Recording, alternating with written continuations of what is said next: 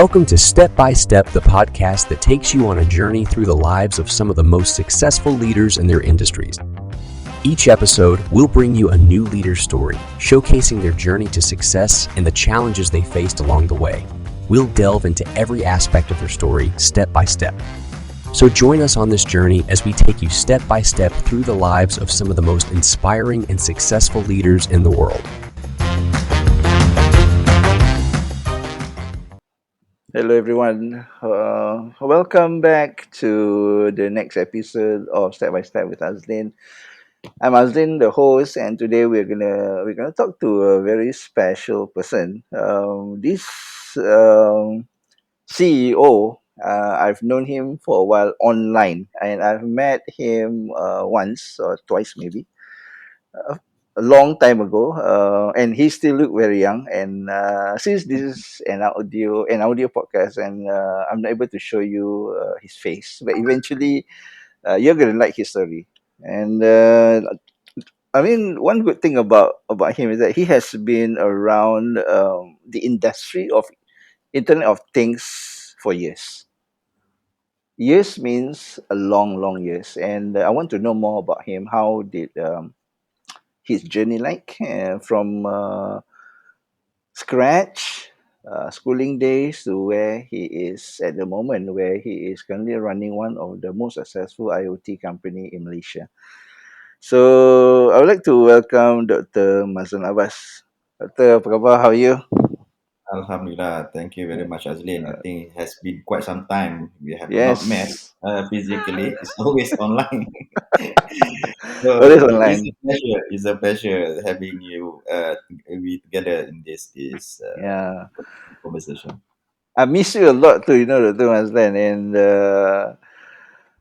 so for today, I would like to get the audience from Asia, because our audience are mostly coming from Asia, from the Middle Mm. East right up to South Asia, India, to Australia, New Zealand, right up to North Asia. So I want to know a bit more about your story behind the scene. I know you have done a lot of interviews with all the mainstream channel out there, but I don't think many of them are asking you what I'm going to ask you. So um, your journey, I believe, is one of the things that I need to know. Okay, and you have been in IoT for long years, and I would like to know how actually did you start to be involving into this IoT industry. Okay. So you want to start from the early days, or you want to start from the Maybe day that? you can start from when did you have interest in this IoT? Okay, that, yeah. Mm. Okay. I think the interest start since 1960s. Okay, that's too long. Because in the 1960s we even don't have internet. But Mm. of course, I think we didn't realize. I personally didn't realize it's actually the technology that I'm working on now, which is Internet of Things. I've been, watching cartoons, and cartoons have this very great imagination about technology in the future. So one of the cartoon which I always watch is about the Jetsons. So Jetsons is a family in the future that lives in the future, which utilize a lot of technologies. So I'm very fascinated at that kind of space about science fiction and all that. But the thing that I'm really involved when I realized it's actually in the Internet of Things was sometimes in early 2000. Early 2000 when I was with Celcom, one of the telco. So we were involved in a project called Ring a Coke. So Ring a Coke is actually an application where you have a vending machine which you can order the Coke and pay the Coke via your mobile phone. So you can send an SMS to the number which is showed on the above the vending machine. So once you make that payment, the Coke will drop from the slot. So that's the first in my interaction with the Internet of Things Oh, lah. that's nice. But Yeah, yeah, yeah, yeah, yeah. but it was not called as Internet of Things at that time. It was not really known as Internet of Things. Even if you know Kevin Ashton, the father of IoT, he talks Mm, about coined the term IoT is actually in 1999. But mm, as the earliest year 2000, that's where I have that first taste of Internet of Things. They call the solutions M to M, machine to machine. That's okay. when the in the telco areas, in the industry, they don't call IoT at that time. They call it Mm, machine to machine, which is basically Internet of Things lah. So see, I from see. that on day onwards, I've been involved in a lot of other technologies, working on this area until I set up my own startup, which is also related to IoT. I see. Wow, that's quite. It's like a unique story. Okay, I've been reading a lot of article, some journals too on IoT, and there are so many definitions. Dr. Mazlan. In your point of view, what is your own definition of IoT? Okay. I just don't want to take the definition which is being described by even Kevin Ashton. He Mm, might mention about internet connecting devices and sending data.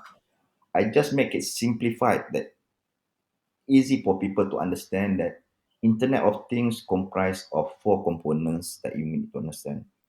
You must have that four components to make it an Internet of Things. One, we have must have sensors.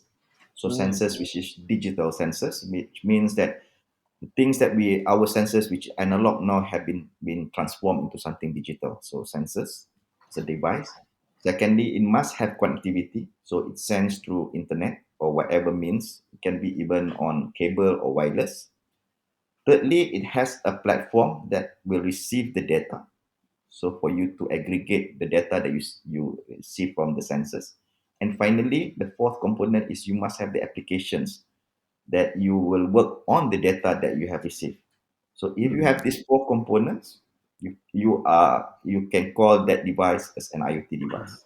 As I simple as see. a smartphone, it has sensors, proximity, accelerometer, GPS. It has connectivity using cellular. It has a platform. Maybe you send the data to Waze platform, Grab platform, or then after that you have an application which resides on your phone. So that I is see. actually an IoT. I see. So you need to have device. You need to have Connectivity. connectivity, and then you need to have also the platform and the app. There, that's it. Wow. Okay. Now, you have been running, I think, Favorite for years. I believe, I think 7 to 8 years now. Yeah, 6 years already, Six more than years, 6 years. yes, yes, 6 years. Mm. And I want to bring you back to your, childhood days. Okay, because it's not easy to run a tech company. In this era, there are a lot of challenges, and here you are. It is already 6 years, and you have a bunch of team, behind you. So how is your schooling days like? That you think is was somehow shaping you to become where you are today? Okay. First, I'd like to tell you, Azleen, is that in all my early life, Mm. I've never thought about becoming a CEO Oh, of a really? company. Never. I've never thought about a CEO. My career, most likely, I will go up to the stage of the highest level that I think of is actually a CTO, a Chief Technology Officer. That's it. Right, right, right, I've right, never right. imagined myself in the shoes of a CEO of a company. Okay, Okay, okay. so that's one thing. The reason being, maybe in my early days, I was very attracted in technology, science fiction. I think I've been brought up in a family which is not technology based, but somehow Mm. my father, my late father, he worked as a clerk. No, he worked as a Ah, there normal, you go. he just worked with a normal clerk as a normal clerk, clerical job. I see. But I just wonder because I was very young, so I don't really remember so much about it. But I still remember the days when he repaired televisions, he repaired radios, you know. Oh, oh. So I was wondering how he can repair something which, with his background as a clerical person. So I sometimes I went together with him to the TV shops. So he will go into the TV shops. He will get a circuit diagram of that particular model, and then he will bring it back. So he will Serious? Huh? repair the TV based on that circuit diagram. But I don't know what's the, because the early days I don't know whether what kind of theory that you need to learn to make you an electrical engineer, right, or a Yeah, technician. yeah. So, so I just don't know. So that secret, I couldn't get that because I was quite late to really understand and ask him where actually he got that knowledge. But I found out that I saw a stack of books about radios, electronics, which I still keep up to date. This was the 1960 years, but I still get a stack of books, very old books. Maybe he had been learning from that books, or maybe he went to whatever classes which I'm not aware of. So, so that is one thing which really attracts me of how, that kind of his interest in developing or repairing televisions. So I was quite impressed with that. But so with that, actually, maybe that's the one that attracts me into this area of technology. Mm. So with that, in my early days, I used to hack a lot of things, especially when the days of smartphone been being introduced by Steve Jobs, the iPhone, very one of the earliest days. And when you cannot use that in Malaysia, it was locked to US, and people Mm. need to jailbreak it. So we jailbreak the phone to make sure that we can use that in Malaysia. And if you can't afford to buy the application at that time, you jailbreak it to get the application and all that. So I was very interested in that. So I keep buying a lot of gadgets, and my interest grows. And even like I have that feeling of would like to share this the knowledge that I have gained. And at that time I was very interested in YouTube, so I created my own YouTube channel in sharing my reviews about gadgets and all that. It's not nothing about IoT, but it's about gadgets that I have purchased, and the how to, the unboxing thing. So that was the early days which I love to do that. So from there, actually,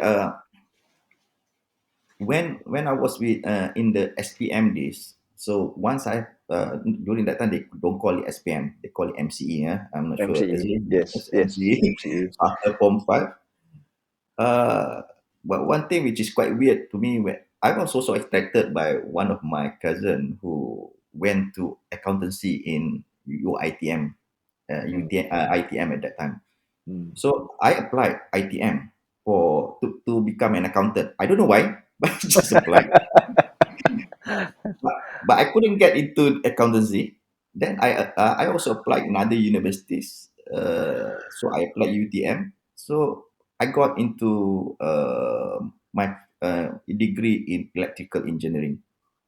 So that's when Oh, I'm really okay. involved in my background is in terms of electrical engineering. Mm.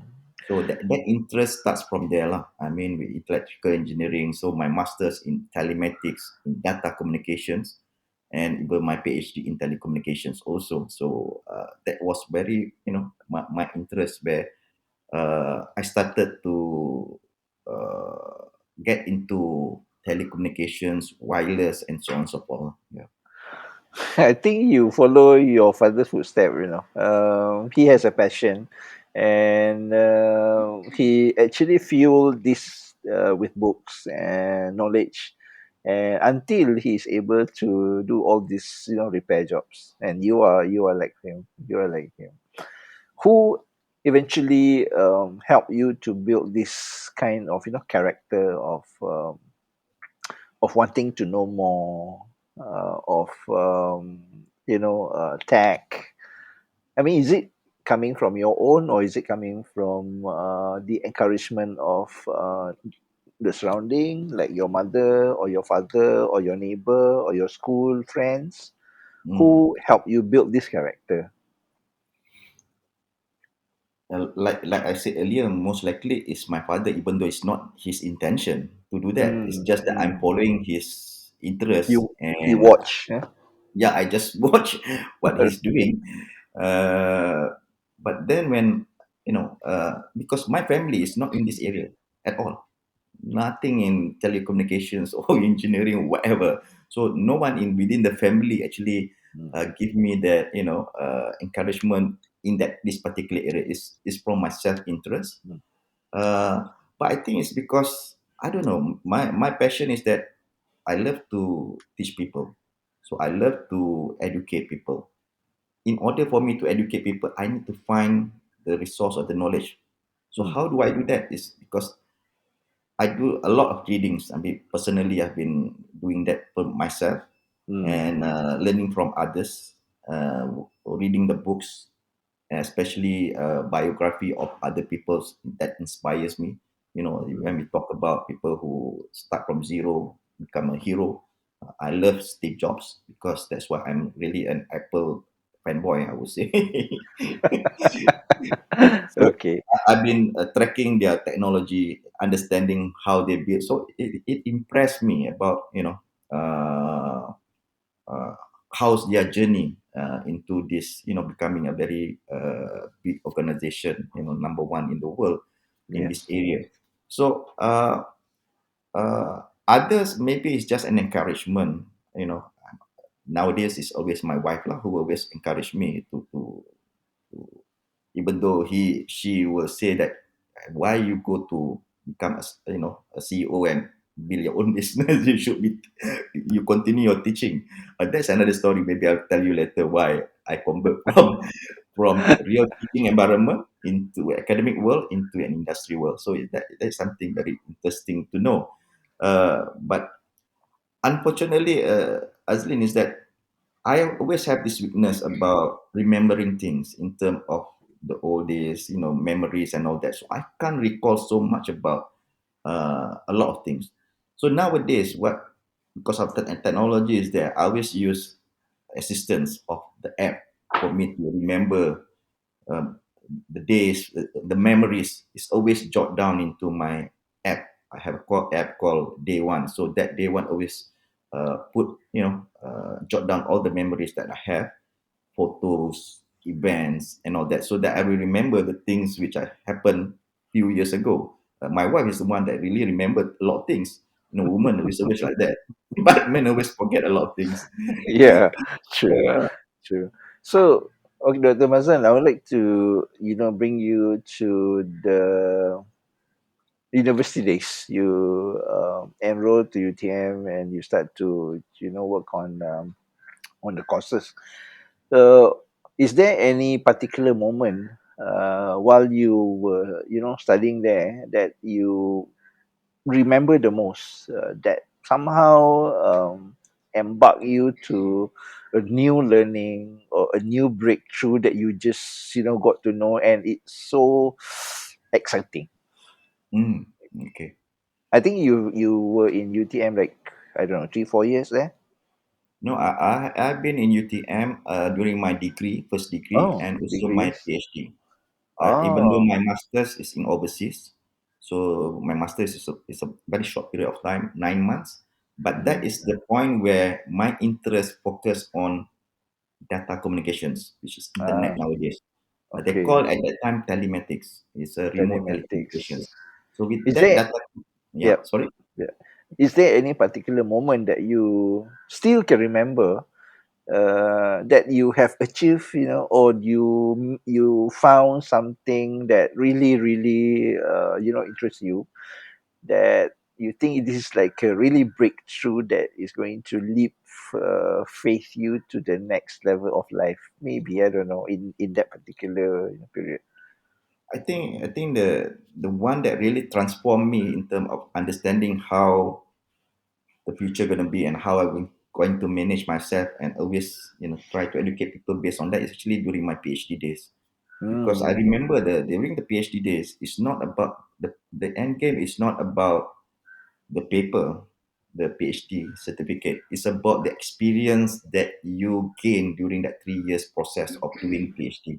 Mm. Because during that time, you know of how to find your own resource, where to find the knowledge.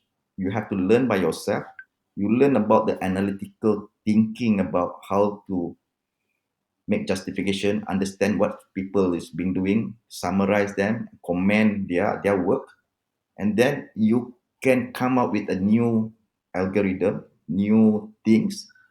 That's the process that you go through, and finally you able to present and justify your work. Because that period of time, the 3 years, that made me understand when I go out, it's always the same thing. When you go out, you have to find your own. If you don't have a teacher, you have to find your own way of getting the knowledge, Right. learn, and then justify, and then put up your proposal and make that presentation. It's always that journey in everywhere you work. That's the thing that I was always remember. People says that when they go out, they don't know where to start. So I say this is the process. So that process is very important for each individual person. Yeah. Mm. Do you think this is one of the many reasons why you I don't know whether you have a plan, I mean, at that time, to run your own company, or at least be in front of the crowd, on top of the crowd, in terms of knowledge of where the tech is going to be. Only 6 years ago, so that's where I want to to build my own company. Before that, I never mentioned to you just now. I never even thought of becoming an entrepreneur, Mm. building my own company. But let me tell you a story why I shift towards this. The last 6 years. Before that, I was in the education, so I always Right. like to teach. And then I moved to a telco. I was working in the area of R&D, so very much in the R&D environment, and also operations, on building operations. So when I work in these two environment, I still prefer the technology side. I love the new trend that always ongoing. I don't love to work on operations, very static, day by day. Yeah. Not you Yeah. go in, you go out, it's still the same thing. It's very operation type. So I don't like the area. Then I moved to R&D agency, Mimos. I was working in R&D too. So I love the environment of working with new technology. Then I move out again to a telco, Redtone. I set up a Redtone subsidiary called Redtone IoT. That is the start of what I can call entrepreneurship, but it's not really entrepreneurship because, yeah, it's partly my business, but mainly it's within a big organization. Right. So when you are under big organization as a subsidiary, you don't have that. It's not the same feeling because you Yeah. are Freedom within is not big, there. yeah. So it's big Mm. umbrella. But once you are, uh, so that was in the year 2016. Mm. I was still working with my previous company. We went to a visit to Silicon Valley. So Mm. that was during MDEC. They have this immersion, Silicon Valley immersion trip. So this immersion program, they will go to the Silicon Valley and visited a lot of these companies, Google, Facebook, Plug and Play. So a lot of other companies there that open our eyes and see how they work. So at that time, I was, we were visiting Plug and Play. It's just like an accelerator place. So this Plug and Play is very famous in the Silicon Valley. I can see on the board, on the wall, there are many companies which is very, very familiar to us because we have been using the app day to day. For example, Dropbox, Mm. and this person says Dropbox starts from that cubicle, a very small cubicle. You just imagine. Really? Yeah. Really? You Yeah. just Okay. imagine this company is from a small cubicle from a couple guys now become a big unicorn company, very big company. So there's a lot of companies that which is similar to that. And when you are in that environment, you are talking about with all these people. They are very open and very supportive in terms of your ideas.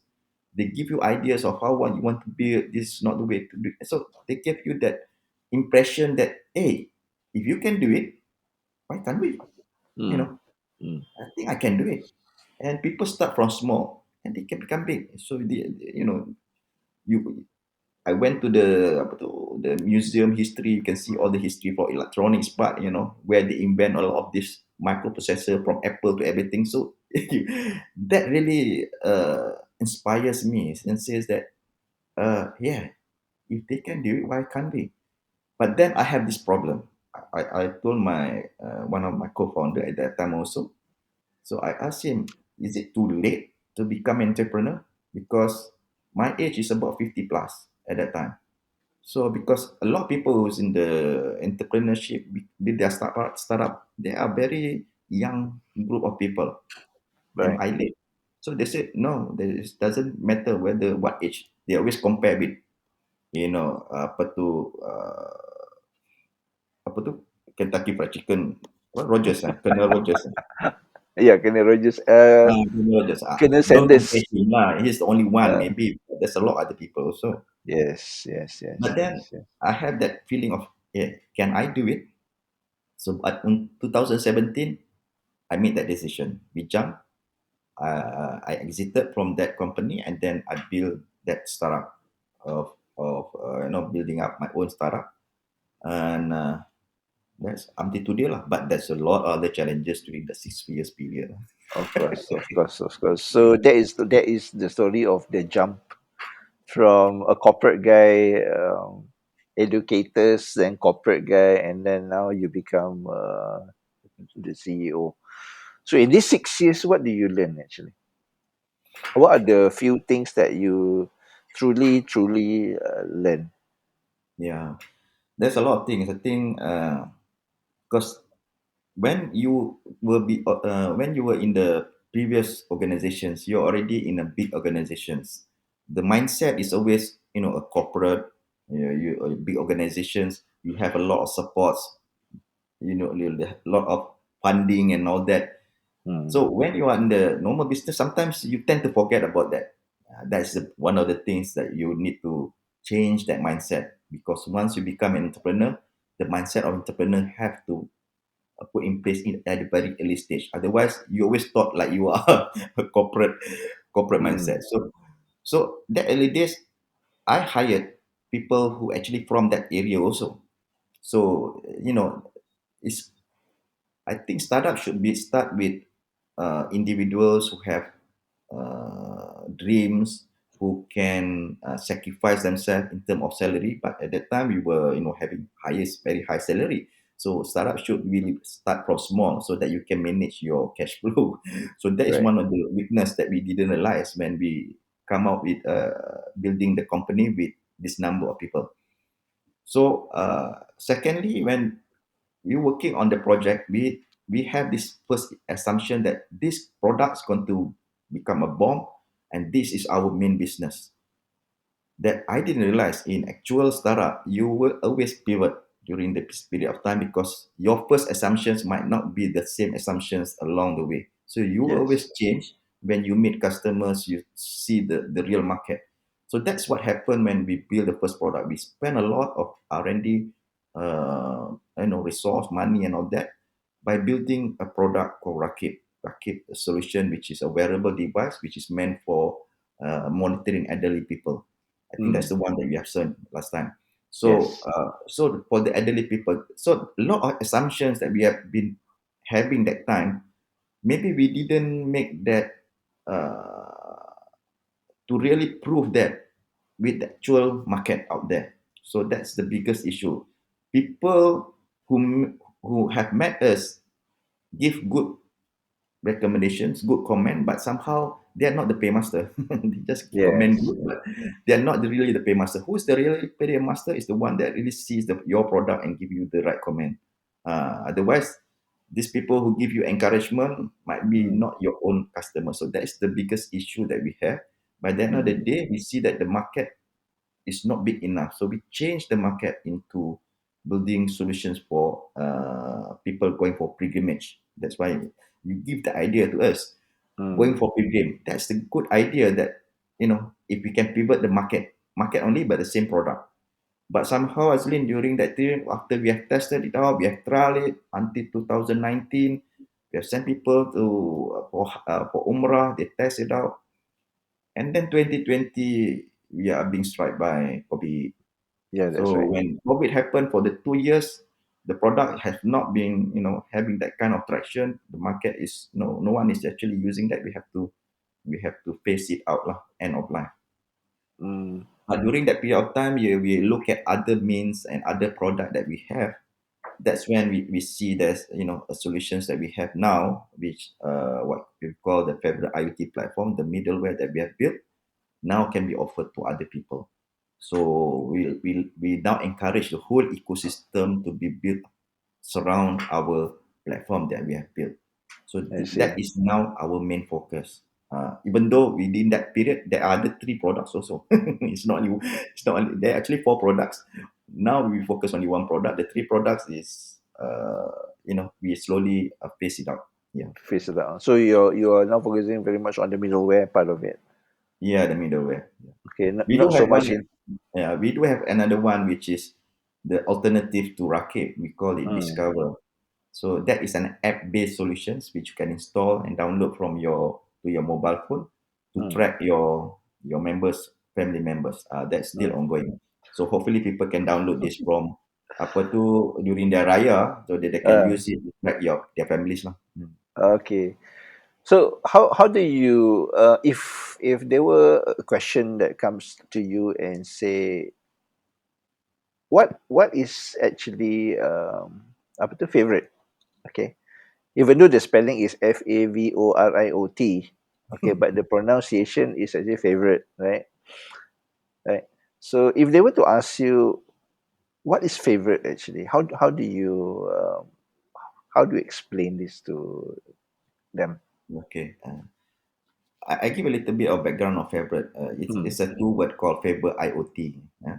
Oh, favorite IoT. I Yeah. see. I see. So it sounds So like favorite to me. yeah, people Okay. not pronounce it Favoriot, but Uh, Faber IoT.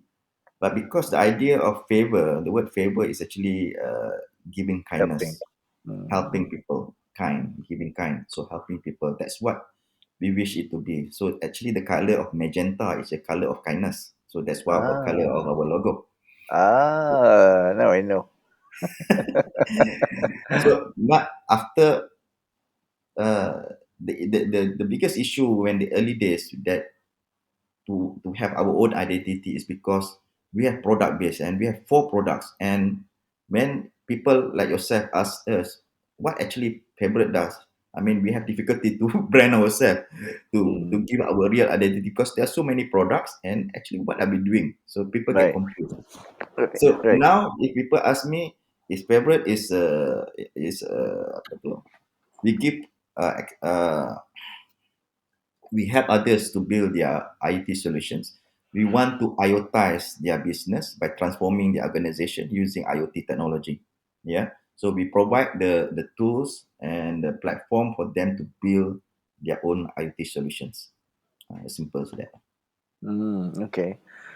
But again, not many people understand IoT.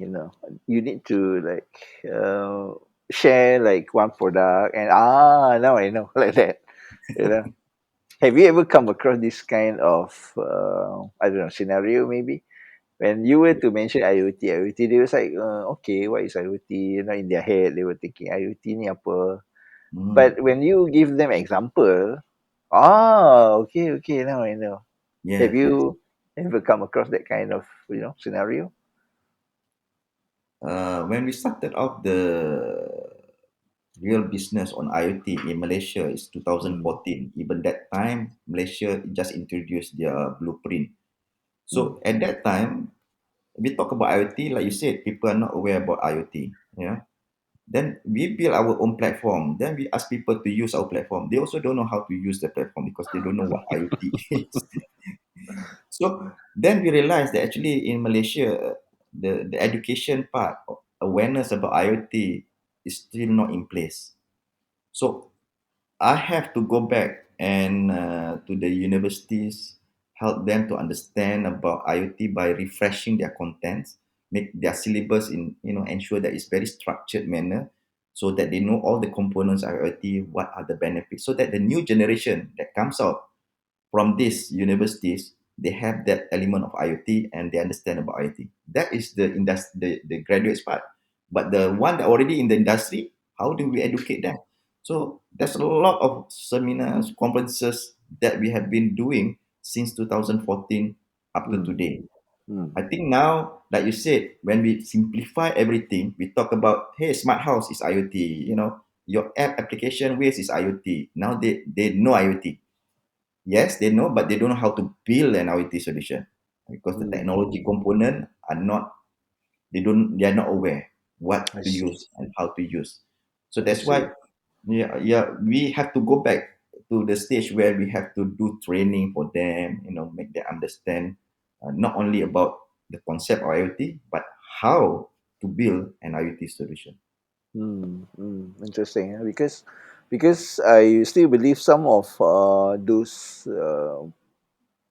companies or corporate, they know what they want, but they do not know that is actually an IoT. So they might use another term or new words, which after you talk to them, then only they realize that that is actually the IoT part. You know. Yeah, you have to ask Mm. them whether if they use sensors or not. Sometimes they Mm. thought that it's IoT, but in fact it's Mm. not IoT because it's only an internet Mm. computer application, Yeah. which doesn't have a sensors, Mm. that collects the data. Once we have Yeah. the collection of data through sensors like Mm. temperature, humidity, and Mm. all that, then you have the element of IoT. Otherwise, they realize it's only because IoT is the IR 4.0, Azleen. Yes. If they Yes. use just internet only, internet application, they are actually in IR 3.0 saja. So Mm. they do not even go beyond 4.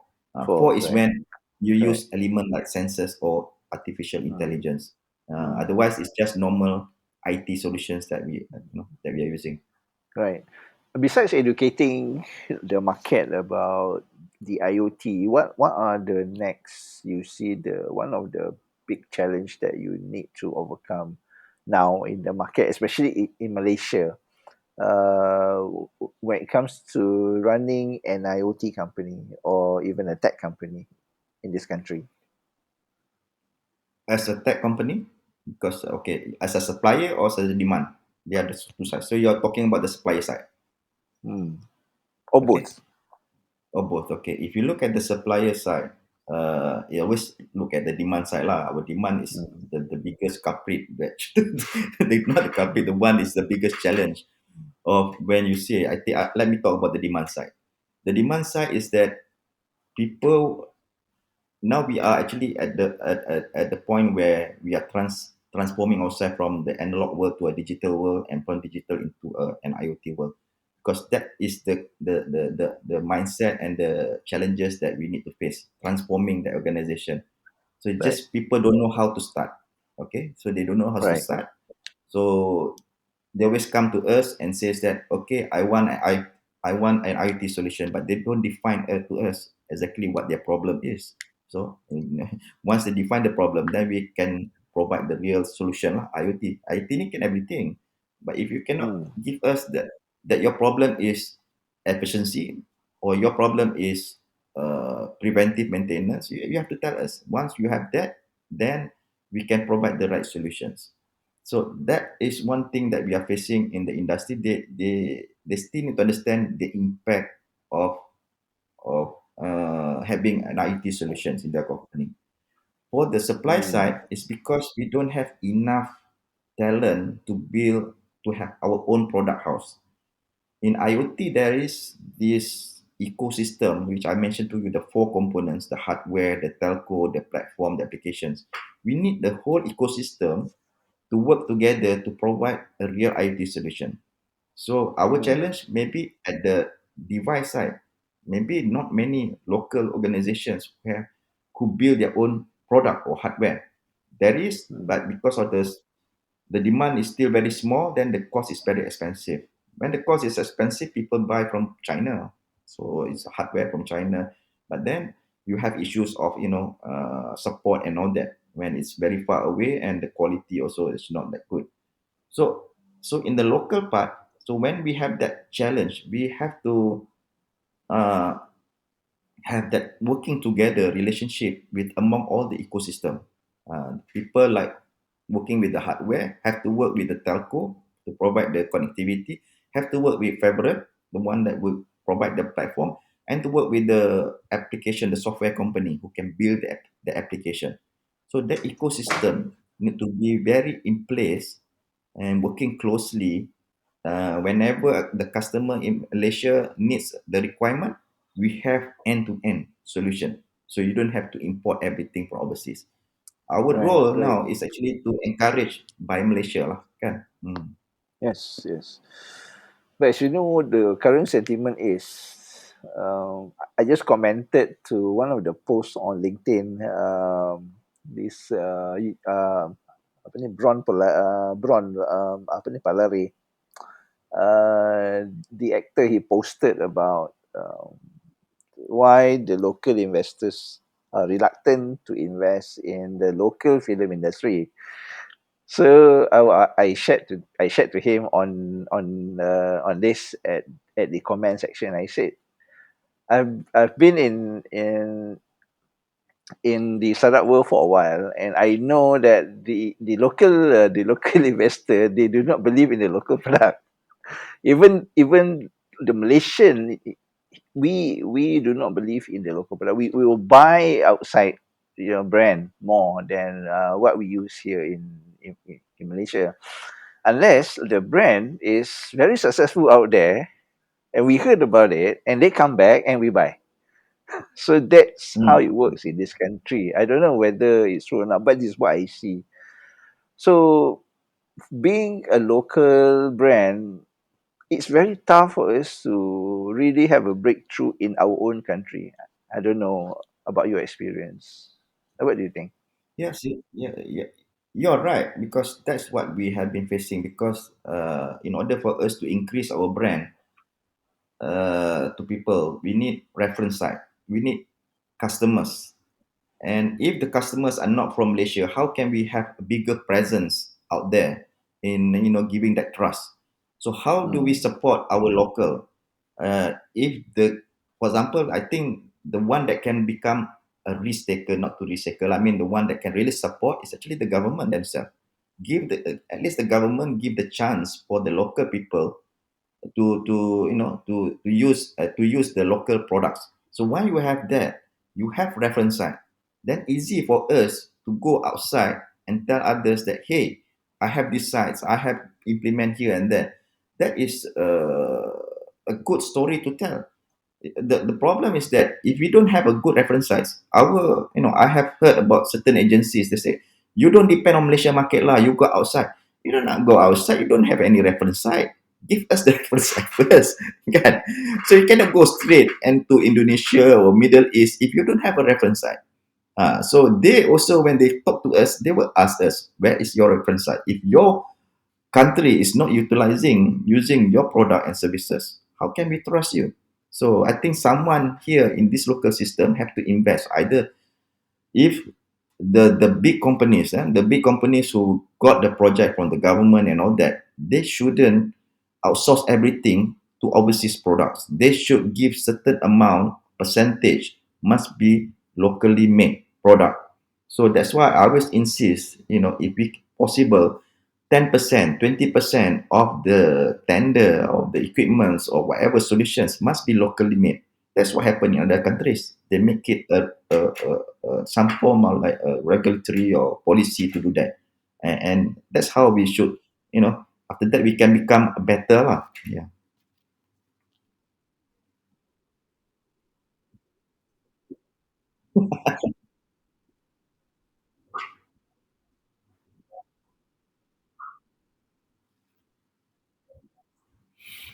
Okay.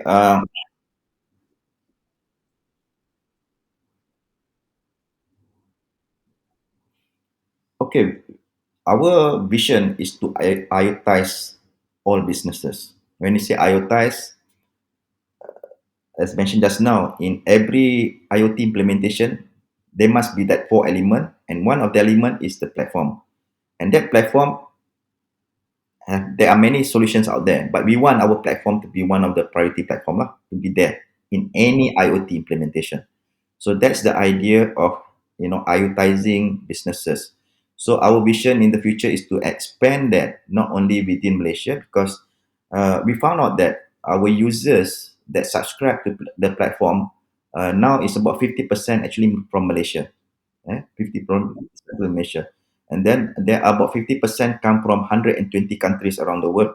So we are not countries like India, Philippines, US, Pakistan, and all that. They are these countries, Indonesia. They also subscribe to our platform. But we want to have more presence over there, and making sure that our platform can be used by all these organizations. So that is my intention for the next phase lah. So branding favorite to be more globally and globally known to others. Yeah.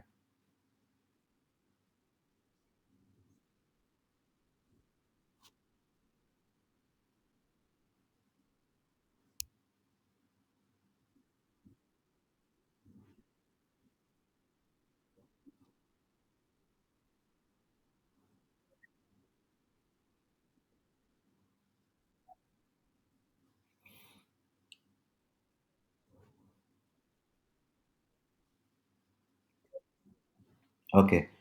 I think the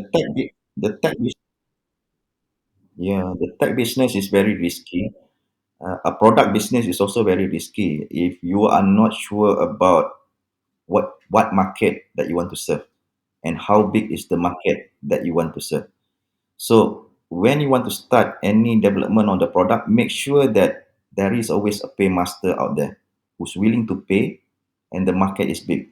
Because from there, actually, then you can sustain your company for a longer period of time.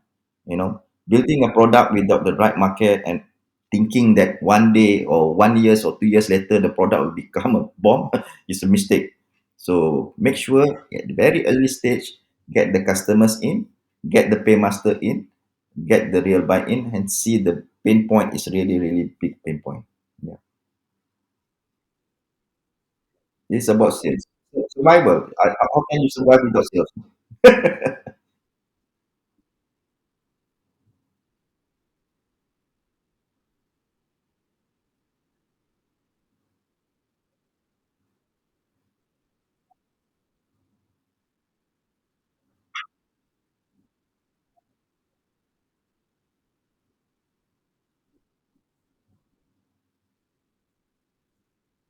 Yeah, because once, yeah, the hype is good because when you hype, you feel that the investor sees you have a very big potential, but actually when you go really down to the ground and still see whether the market is not very slow in responding to your solution, that's the biggest issue.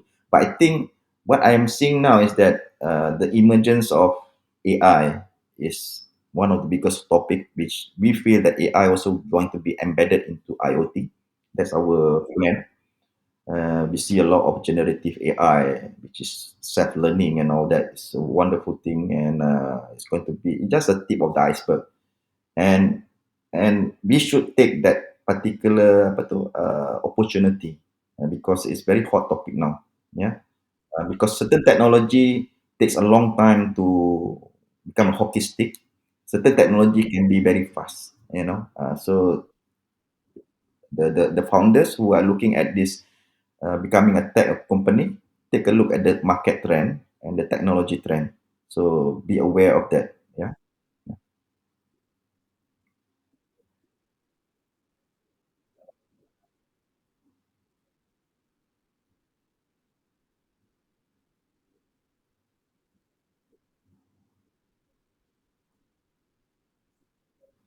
Yeah. Thank you very much. My pleasure. Yeah.